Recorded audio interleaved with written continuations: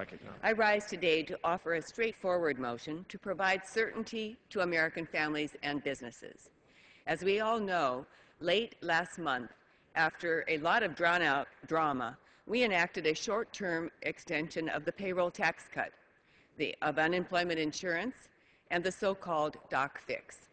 All these provisions were set to expire at the end of last year. Payroll taxes would have gone up on 160 million American workers. Millions of unemployed people would have had their benefits cut off even though they still can't find work. And doctors would have faced huge cuts in their reimbursements from Medicare, making it harder for seniors to see a doctor. The 2-month extension was not ideal, but differences could not be resolved before the clock ran out. Now with this short-term extension set to expire in just a few weeks, we must find a way to bridge our differences and enact a full-year extension of these provisions, and we need to do it as soon as possible. And that's what this motion is about. Is to finish their work by February 17th, so both the House and Senate will have time to vote on the final package before clock runs out on the 29th. Just a date certain to ensure that we get our work done without yet another last-minute scramble. We have a habit in this Congress of leaving our work to the last minute, something we should have learned when we were kids, when our parents warned us about this long ago. Last year, for example, was filled with manufactured crises and last-minute deals. It led to a great deal of uncertainty about everything from tax policy to whether or not America will pay its debts.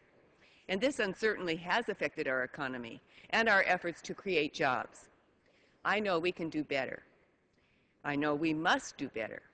Our economy is still in a fragile state, and we must not add to its precarious nature with yet another unnecessary dust-up here in Washington, and especially not about provisions we generally agree upon.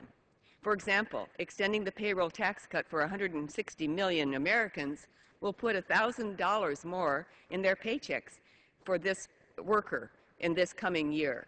In my home state alone, that would put $21 billion into the pockets of 17 million Californians. That's real money for consumers to spend quickly at small businesses across the country, stimulating demand and growing our economy.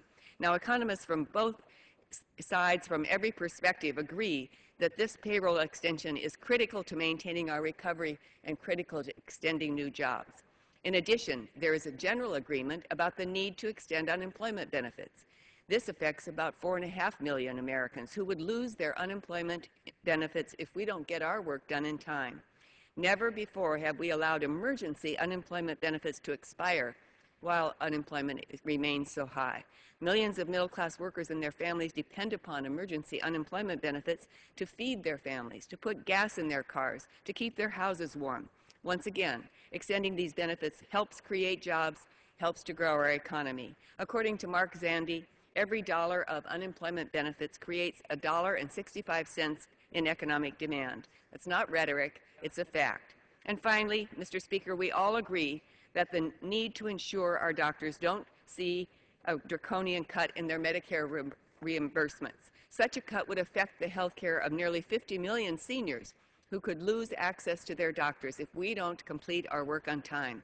Without an extension, Medicare physicians will see nearly a 30% increase, reimbursement cut at the end of this month.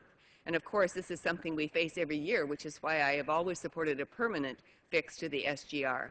But at a minimum, we must include a full-year fix for this program. Failure to do so will harm not only our doctors and their employees, but our seniors as well. Mr. Speaker, the American people are rightfully tired of the political games and needless brinkmanship that has become all too common in this body. I say it's time to change course. Let's begin this new year on a better note. Let's begin the year by putting aside our differences and working together.